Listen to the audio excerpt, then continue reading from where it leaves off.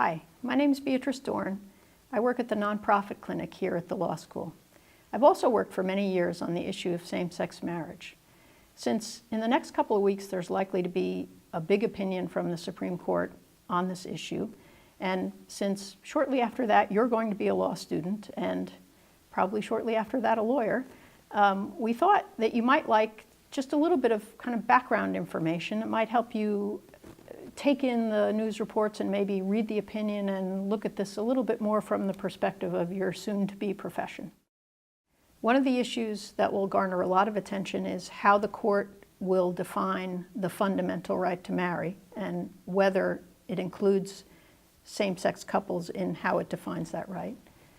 Another will be whether the court makes a decision about the level of scrutiny. That's a legal term, we'll talk about that later, but about whether lesbians and gay men or same-sex couples whether they warrant a higher level of scrutiny.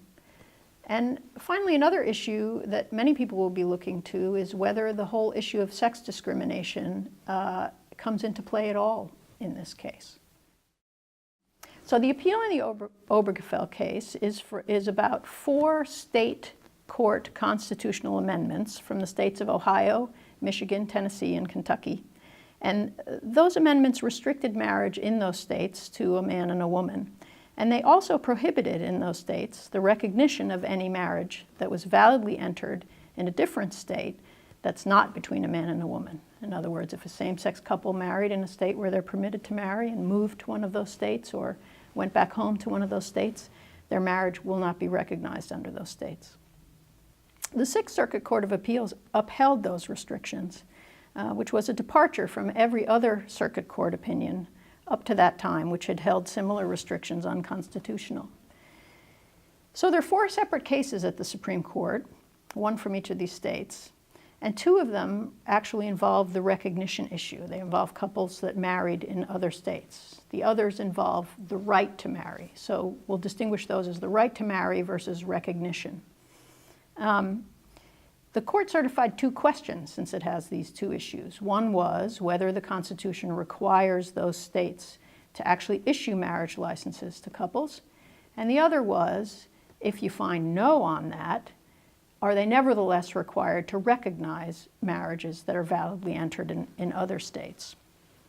So in terms of the law, it's pretty difficult to come up with an example or to come up with a rationale that would decide these 2 questions differently. There are those who feel that it might be almost sort of a political compromise for the court to say, well, we won't force states to issue marriage licenses, but we might force them, or we will force them to recognize marriages entered in other states, validly entered in other states. The idea of that as a political compromise, the idea behind that is that people believe that that would, for practical purposes, make marriage available across the country, except in those rare instances, which actually do come up and did come up in some of the cases that have been litigated. But there are those rare instances where someone is perhaps too sick to travel to a state outside their state to get a marriage license, or perhaps doesn't have the resources to be able to travel if it's far away. But the idea behind the kind of folks who think this might happen as a compromise is that it would practically win the marriage issue without actually winning the marriage issue. Nevertheless, as I said, there are very few legal arguments that really work to split these issues. And so I'm really going to address the central question in the cases around the right to marry. So that question really is, does the Due Process Clause and the Equal Protection component of the Due Process Clause guarantee same-sex couples the right to marry on the same terms as different-sex couples? If you drill down a little more technically into that question, you would say the legal question, how I would frame it is there a legitimate state interest that is advanced by restricting marriage to different-sex couples? So the states have said in these cases that their goal by having this kind of a restriction is the promotion of family stability. To take from just the Tennessee case, A quote, they say that these restrictions act by, and this is a quote, increasing the likelihood that when children are born, they will be born into stable family units. So there's very little doubt that promoting family stability is a good thing, and it would be a good thing for the state to do. So the real dispute in these cases comes down to, is that goal served by these restrictions? Is there a fit between restricting marriage to different sex couples and promoting family stability? When you study constitutional law, you will learn that there are different factors that dictate how courts look at this fit between the goal that is proposed for a law and the restriction that is purportedly served by the law. One of those things, one of those factors that courts look at is the nature of the right that is at issue. When there's something that we call a fundamental right, and when you are talking about a fundamental right, the court looks for a very precise fit between the restriction and the goal to be served. There are rights that are considered to be so fundamental that the court looks really skeptically at almost any effort to deny that right. And many of the circuit court cases in favor of marriage equality have based their decisions on a finding that marriage is a fundamental right and that it's impermissible to interfere with a person's decision about whom to marry. Opponents of marriage equality argue that marriage is by definition limited to people of different sex, that this is a definitional issue. In other words, they say that my fundamental right to marry a man is intact, and so there has been no interference with my fundamental right to marry.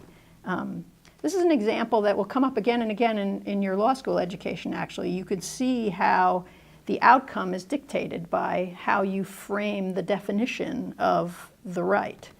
In other words, is the right for me to make my own decisions about life's most intimate choices, and I'm using language here that the court has used in birth control and sexual intimacy cases, or is it a right to participate in an institution that is by definition limited to different sex couples, and therefore should continue to be limited that way? So that's fundamental rights analysis. When fundamental rights are at issue, the court takes a more searching look at any kind of a limitation. The court might also look to see whether there's some other impermissible discrimination at work in these provisions. In other words, different classes of people are being treated differently by these laws. Is that permissible? Both sex and sexual orientation discrimination have been pled in these cases. You might have heard the term protected classes or suspect classifications in the course of your life. These are classifications like race and sex. In legal terms, we speak about levels of scrutiny in constitutional terms.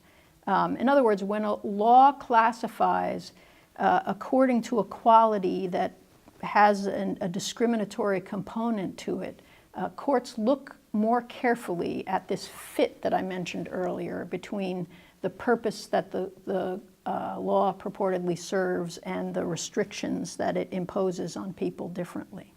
What this intensity of scrutiny or protection is for the classification of, according to sexual orientation, for lesbians and gay men, it has not actually been decided by the Supreme Court. And so that's a matter that there will be a lot of interest in this when the decision comes down.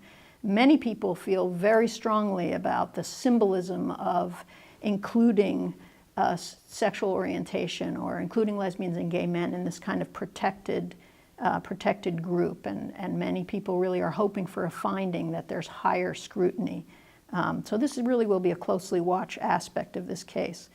In the 3 Supreme Court rulings since 1996 that Justice Kennedy has issued, it's been clear that he has searched somewhat skeptically, or that is looked a little more carefully than just your baseline scrutiny would require, But he has never, and those decisions have never actually named the level of scrutiny, the level of inquiry that's been given to lesbians and gay men or to sexual orientation classifications. It's been taken for granted by most of us and by most commentators that Justice Kennedy's vote is likely to be the deciding vote in this case. And after 3 times being the key vote that established rights for lesbians and gay men in the 3 major decisions, or the 3 decisions that the Supreme Court has issued since 1996, many of us find it would be hard to imagine him turning around and taking the other side at this point, and that's the reason why there is some optimism apart from kind of the public momentum in favor of this issue. But Justice Kennedy's questions at the argument were a little troubling at times, and so, you know, as you'll find, it's extremely hard to predict what the court will do, and we don't know what the court will do.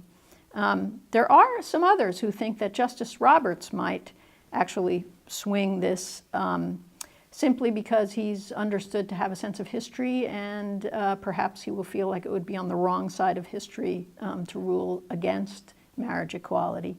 Interestingly, at the argument, Justice Roberts was the only one who expressed an interest and asked some questions about the sex discrimination issue.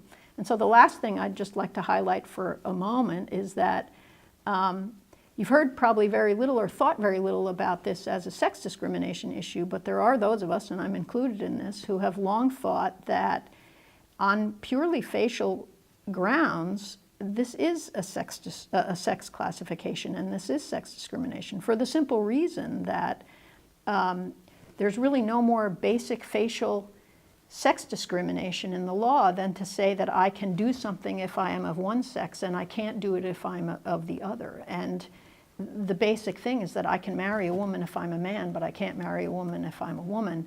That is a facial gender sex discrimination, sex classification. It would be interesting if the court went that way. I would imagine Justice Ginsburg might have some interest in going that way.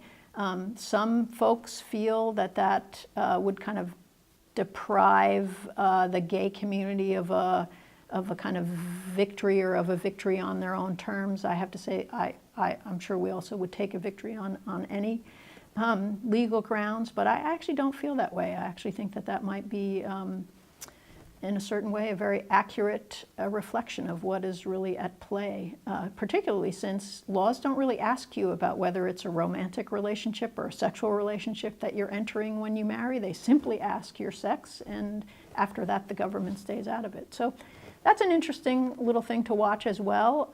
It has not been a successful argument overall, except for one judge in the Ninth Circuit who took an interest, but I'd certainly be interested if things turned that way. In any case, there are some things to watch for when you hear about the decision, and perhaps read the decision, and pretty much no matter what happens, I think it's going to be a big day, and hopefully it'll be a big and exciting and positive day. Thanks.